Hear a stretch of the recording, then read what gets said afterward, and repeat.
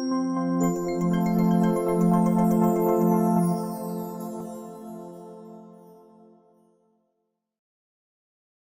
glad to say that the audience here, none of you overload your verticals, because nobody ever does.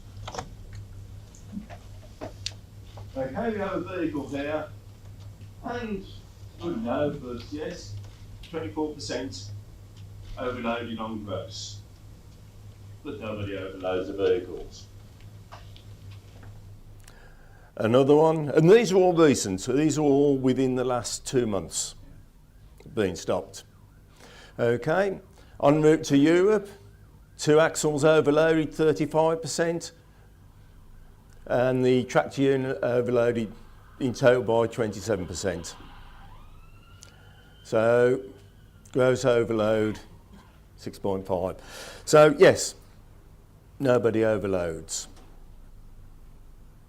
Okay, this is another excellent vehicle, and you can't understand overloaded, and yes, insecure load. I can't understand why. Okay, it's possible to be within your gross weight, but to have an axle overload, and each one carries the same offence. Okay, so say you've got your maximum gross weight, an individual axle, and the overloads can occur on your gross weight and each axle. Keep repeating it, because quite simply a lot of people think they can. Oh, I had one instance of a transport manager who was trying to convince me he could load each axle to the maximum weight shown on the plating certificate. Although that then exceeded the gross vehicle weight, it didn't matter, because each axle was up to its limit. And it took quite a bit of explaining. And that was a large multinational company running 7.5 tonners who should have really known better. So it is important to realise that axles can be overloaded on the front, individually. The classic one is your front axle. Where do you put a load to make sure it's nice and secure? Right against the headboard. Where's most of the weight? Well, you've got your engine, you've got your drivers, you've got the passengers if you carry them. And you might be interested to know that the weight as far as legislation for a person is 75 kilos for a person's weight. So all tests that you have on cars, lorries, buses, the average person's 75 kilos. It's amazing. I don't see, with due respect, I don't see many 75 kilo people here. Realistically, I would say the average weight is 100 kilos per person. So you have to take that into account as well. Other people I've known, they've gone to have the vehicle weighed at the weighbridge. I've then been doing a weighing audit one morning just to make sure they're compliant. And now you're overloaded. No, we've checked all the figures and our computer system tells us we're okay. Yes, but you're 100 kilos overloaded. Now let's just check. Was the driver in the cab when you actually weighed the vehicle? No, he was getting the ticket. So you have to make sure you take everything into account. Don't rely on computer records. Many years ago, when a beer started to have 10% extra, 25% extra, it still had the same product number. So funnily enough, the brewery, all the vehicles are showing on the weighbridge as being overloaded. I wondered why. And it was all the fault of the weighbridge until we investigated. The dangers of overloading, well, we've all been stuck there. It damages roads, underground services. It puts driver and other road users at risk. So we've all sat in these queues every day, and they're caused by probably the very vehicles that are in the queue. It affects the vehicle's tyres, brakes, stability, steering and stopping distances. Again, I always think if I'm sat at traffic lights and I see a 44 tonner coming behind me and I'm just thinking, I hope he stops, because there wouldn't be much left if he doesn't, and it's illegal. Now, why do people overload? Of course, I'm talking to an audience here that nobody does overload. Ignorance. You don't realise about the axle weights. So if you load the vehicle or at the front, and then you do drop-offs and you don't move the load to the back, and you get a front axle overload. So again, training to make sure that the drivers know they've got to redistribute the load if they're doing multi-drops. Negligence. Again, because they can't be bothered, no one's given the driver any details about the weights he's carrying. But I've even had drivers say, oh, I can always tell when my vehicle's overloaded. Yeah. And of course the main one is profit.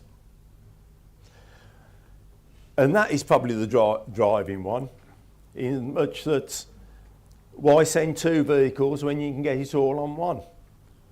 I mean, I do like the 3.5 tonne long wheelbase Mercedes. You can get as much on that as a 7.5 tonner, volume wise, but not weight. Okay, these haven't come out. This was a vehicle. Okay, it was originally plated at 4.6 tonnes, but they had it down rated to 3.5 tonner. So anybody looking at it, it's a 4.5 tonne vehicle, so that won't be overloaded. But when it was stopped, 72% overload. And what's more than that, just to rub it in, they'd got 3 of the 4 tyres were below the minimum. So it is important to know your weights. As we're talking about skip vehicles, a professional driver, well, yeah, he's doing quite well there. I'd be interested to know how they got the top vehicle in the skip, but yeah, quite a good. Now, would you fancy really waiting at the island? Well, he can't actually take the island because it's a little bit unstable.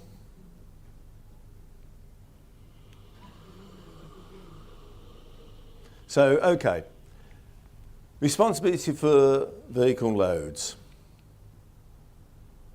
The driver and the owner, or any person who causes and permits an overloaded vehicle.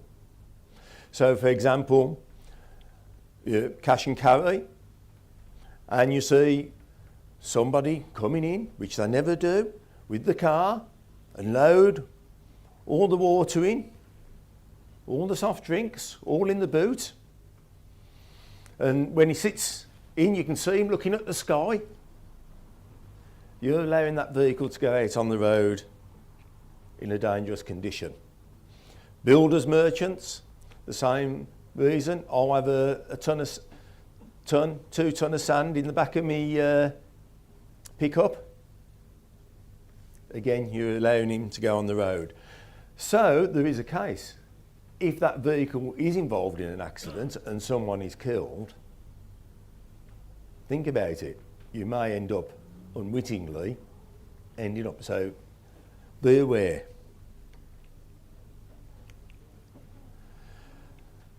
And funnily enough, we've just seen that slide. Okay. Well, it was actually, yes, overloaded, deflated tyres, illegal tyres, no lights on the trailer and the brake cable. So the responsibility. Oh, now this was an interesting one.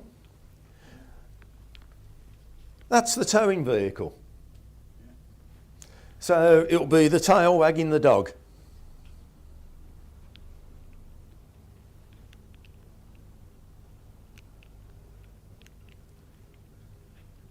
Make sure the vehicle's right for the job.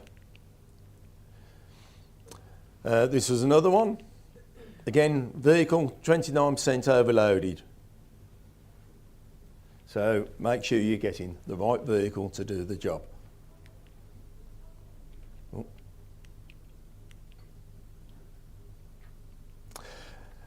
Another one, favourite, skip lorries.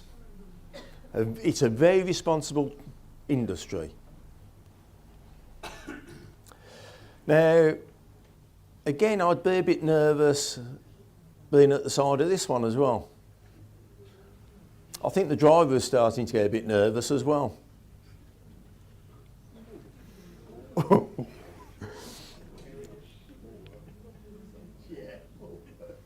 I suppose the one good thing about dash cams these days, we see more and more of the evidence of absolutely shocking practices. So the legislation. You've got the Duty of Care under Health and Safety at Work Act, the Road Traffic Act, which is enforced by the DVSA, and of course the Traffic Commissioner's statutory instruments. And if you don't comply to them, you may end up there in court. So know them, understand them, there's a lot there, but I mean, I'm talking to the converted because you're all here. What we really need are the people who aren't here. Responsibility for vehicle loads. Oh, have I actually managed to repeat that? I have, haven't I? I do apologise. Care and attention. Again, some nice safe loading. This, again, some very good stacking, and it's secured well. It's got the one to hold the whole lot together. So one strap to secure the load. And again, oh, go back. This is a superb one. Again, you can tell the loader was really proud of his work.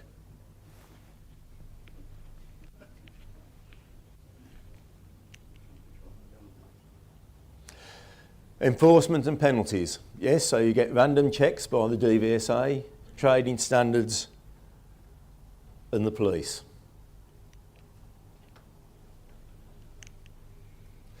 And what are the penalties? Prohibition, prosecutional caution, fines, prison.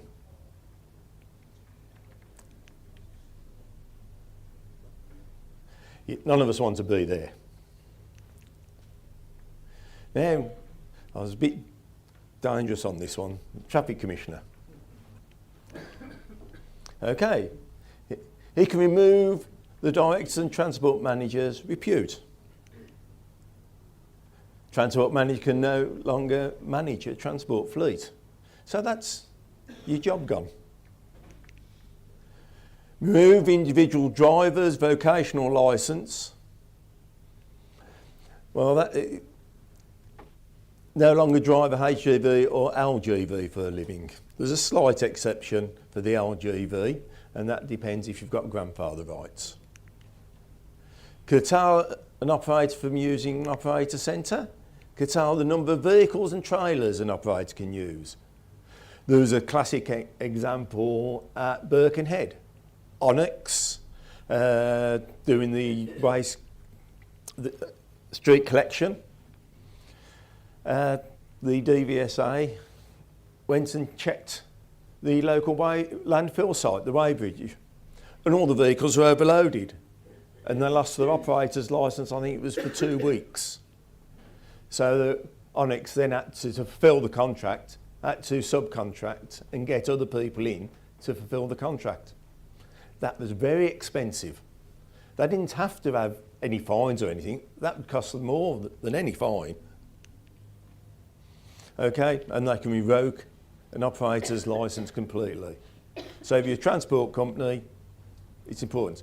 Again, a lot of companies, you may not be transport companies. We've got restricted operators here. Transport is just part of the business, but it's an important part. What would you do if you couldn't have your own vehicles?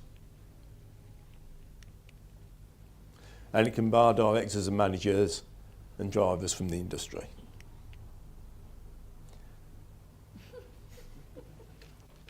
That is the one thing, obviously, none of us want to be.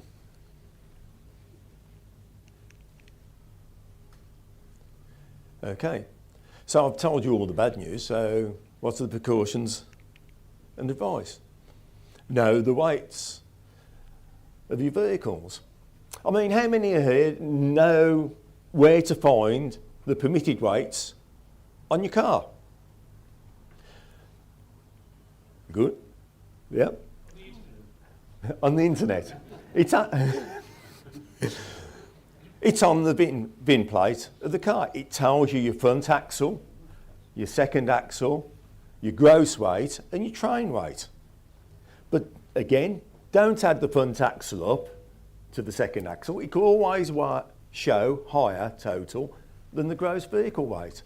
But then think about, okay, if you get the vehicle weighed as a weighbridge, then add how many people you normally have in the car going on holiday and use 100 kilos as an average.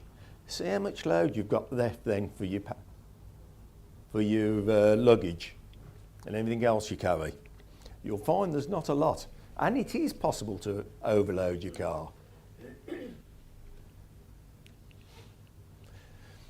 Okay, with the vehicles, make sure the load is distributed appropriately.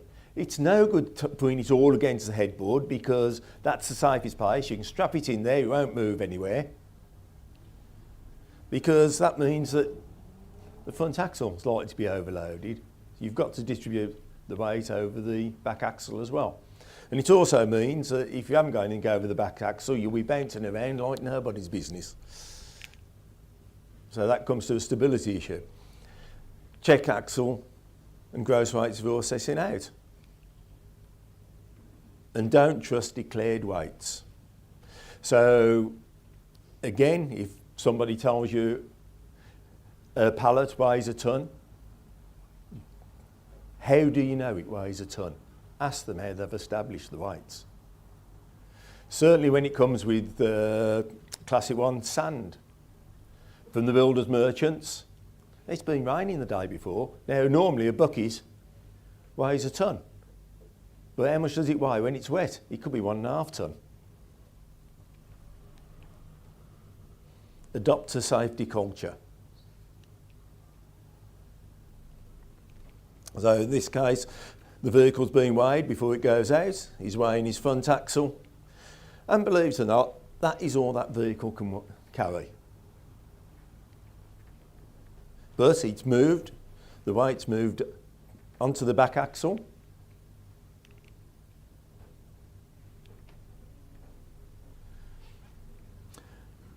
And that was another secure load.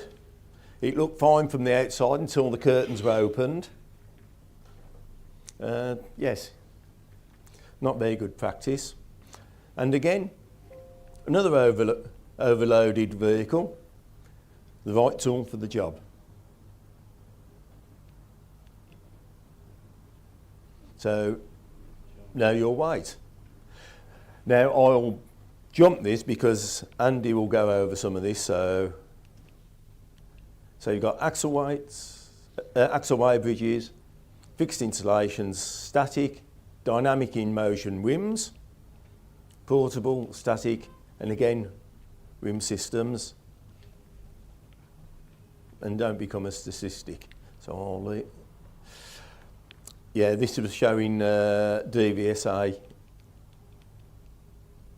rims. So they can weigh you, classify you, identify loads to the vehicle type, speed, tailgating, and your OCRS score.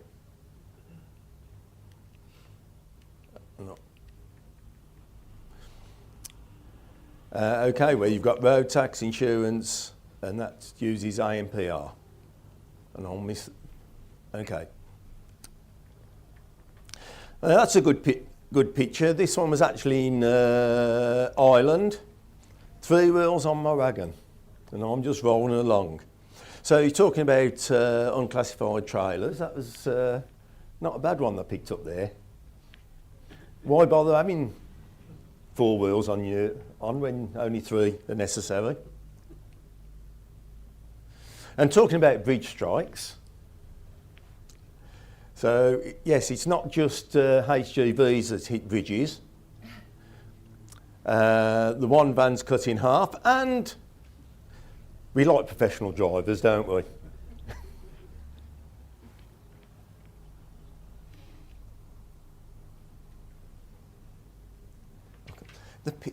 I've done well on the pictures here because I can't really see. Oh yes. And the sound doesn't come on, but all it's saying there is, be careful out there. Thank you for listening.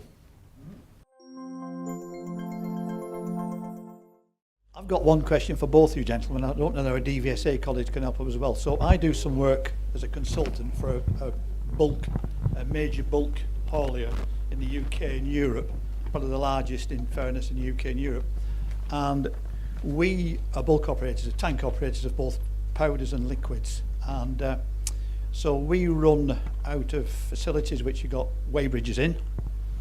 And we run 6-axle outfits at 44,000 kilogram. We run 400 or 500 of them in particular. So we load to the max, which is, like you say, which is what bulk's all about. So we load, our vehicles leave full of fuel, because some of them are going to do European runs. They leave with the driver, with all his overnight kit in, and they leave our weigh bridge all at under 44,000 kilogram, we make sure. So my question for you two, and anybody else in the room who could answer, is that if a roadside check, so we've got a calibrated plate, a weigh bridge plate, full 18 metre, 20 metre long plate on one side. If we get a roadside check on a weight on a DVSA roadside, is there any allowances given on, first of all, the gross, and anything on each individual axles? Are you going to say officially or? Yeah. Okay, I'll say unofficially, no. Officially, there is according to the code of practice, there's plus or minus 50 kilos per axle allowed, and if you add those up, then over the 6 axles, you've got 300 kilos plus or minus on your gross. I would say the police would slightly disagree with that. They would end up prosecuting you just on. So we allow 5%. 5% it is, isn't it? Yeah. So if we have a roadside stop and every one of our axles is within a 5% tolerance, That'll be fine. Yeah. are you sure? Yeah. Can I have this in writing? If you look at our enforcement sanctions policy, it's published. So that means, top of my head, that we could technically leave our weigh bridges at 44,410 kilos or whatever 5% is of the. Whatever 5% is. Yeah. However, that's still committing an offence. We just allow that. Yes, I was going to say. Legally, you're still committing an offence when you exceed the. So I think that's my question is, there's a code of practice,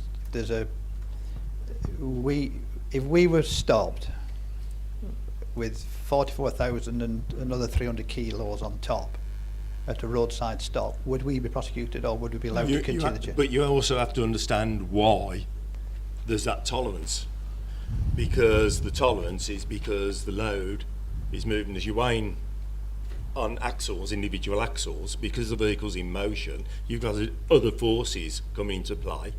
Therefore, that's why the 5% We allow 5%. Tolerance is allowed in the code of practice. It's because of potential variations in the load. So sand could gain moisture. Well, we carry 10,000. We deliver 10,000 tons of sugar per week in bulk tanks. Yeah. So once we load the sugar, it's settled. It's settled from the. It doesn't move. But there's a granulated sugar, 30 ton per load. We leave at 44,000 kilogram, or 44,300, or plus 5% or whatever it is. if we got stopped at 44,000 plus, would we be prosecuted, or would It's we? less than 5%, no. We would be. But We'd you be still- advised. Well, you're still committing an offence. You would be told it was overloaded. Yeah. In the same way that you could exceed your driver's hours by 4.5 hours and 2 minutes. We wouldn't Yeah. prosecute you for that. But we would tell you you had exceeded the legal. We would be told not to do it again. Yeah. Yeah. I mean, if you continually did it, then Yeah. we would take some action. Yeah. Yeah. But we do allow 5%, yeah. All right. Yeah. And we can't speak on behalf of the police about local police. The police are different, yeah. Yeah. Yeah. From experience, you've got the DVSA who know what they're doing, so 5%. The police, if he's confident, will work on 5%. If he's not confident, he'll work on 10%. So he knows if he goes to court, it's got you whichever way. And I've actually known trading standards do you on 2% because they have very much a it's either in or out, black and white attitude.